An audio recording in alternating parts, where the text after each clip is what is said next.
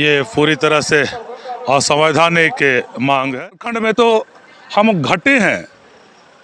अगर जनगणना का आंकड़ा देखा जाए तो ईसाइयों के आबादी में एक आदिवासी समुदाय को कमज़ोर करने का षड्यंत्र है। आदिवासियों में ईसाई और सरना को बांटकर ये आदिवासियों को कमज़ोर करना चाह रहा है।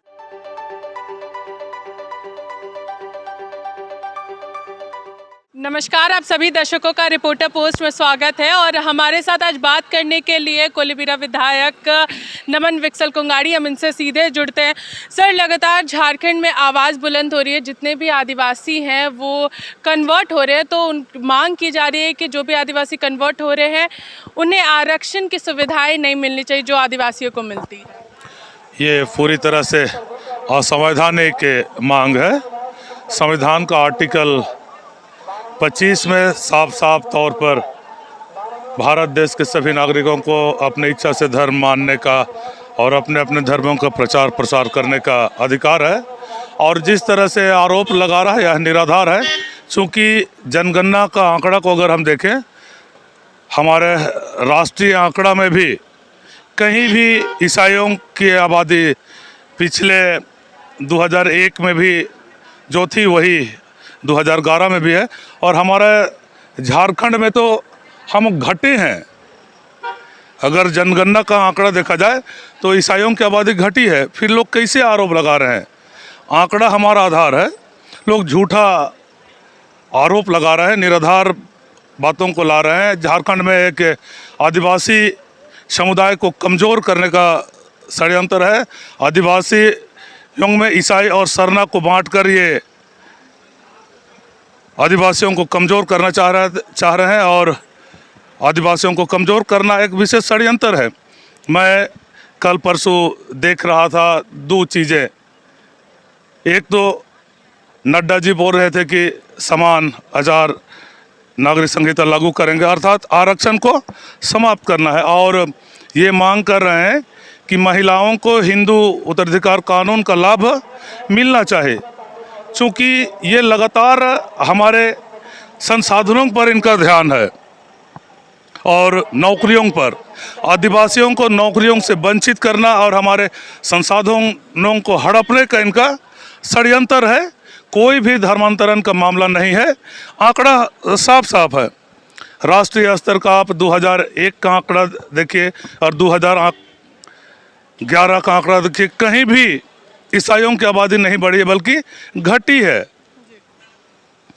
तो ये आदिवासियों को कमज़ोर करने का और राजनीति के लाभ लेने के लिए कुछ लोग इस तरह की अनर्गल बातों को, असंवैधानिक बातों को करें। अगर आप लोग को लगता है कि ऐसा है तो फिर आप आर्टिकल 25 को संशोधन करके ख़त्म कर दीजिए। सालखन मुर्मू लगातार अपनी आवाज़ बुलंद करें और इसको लेकर के वो सरकार के खिलाफ में भी कई सारी बातें वो कहते हुए नज़र आ रहे हैं इस मामले को लेकर। ऐसे लोगों को संविधान की जानकारी नहीं है। संविधान में पहले आप संशोधन करें।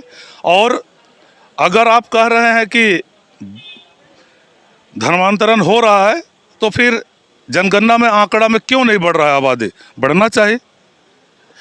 ये साफ है कि ये लोग राजनीतिक लाभ लेने के लिए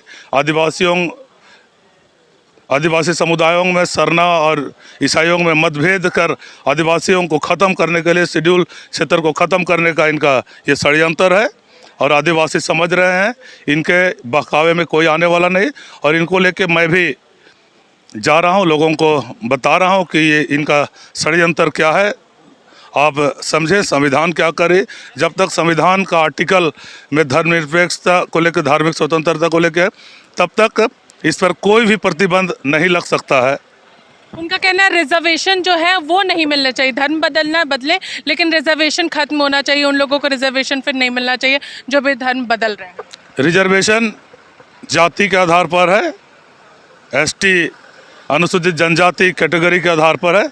अगर आप, जैसे मैं मुंडा समुदाय से आता हूं और ईसाई हूं, अगर आप मुझे एसटी कैटेगरी से बाहर कर रहे हैं, मुझे मुंडा जात से अलग कर रहे हैं, तो आप मुझे क्या बुलाएंगे? ब्राह्मण बनाएंगे क्या? उस कैटेगरी में रखेंगे क्या? ये सारी असंवैधानिक चीज़ है, तर्क से बाहर चीज़ है। ये सिर्फ राजनीति करने के लोग भ्रम का स्थिति पैदा करके अपने पक्ष में मतदान कराने के लिए, सब सत्ता को कब्जा करने के लिए ये सारी चीज़ें हैं। ये कहीं भी इस तरह का कोई मामला नहीं है। तो ये थे हमारे साथ नमन विक्सल कोंगाड़ी, जिन्होंने तमाम चीज़ों को यहाँ पर रखा। अगर ऐसी बातें हैं तो संविधान में संशोधन की करवाइए और इसके बाद इन सारी चीज़ों को रखें। और जहाँ तक रिजर्वेशन की बात है तो वो ST SC तमाम लोगों को देखते हुए रखा गया। और इनका स्पष्ट रूप से कहना है पिछले कई सालों से ईसाई जितने थे वो अभी भी वही हैं और साथ ही साथ झारखंड में कम हुए। तो इन सारी बातों को इन्होंने यहाँ पर स्पष्ट रूप से रखा है। तब तक के लिए देखते रहिए रिपोर्टर पोस्ट। मैं पूजा, नमस्कार।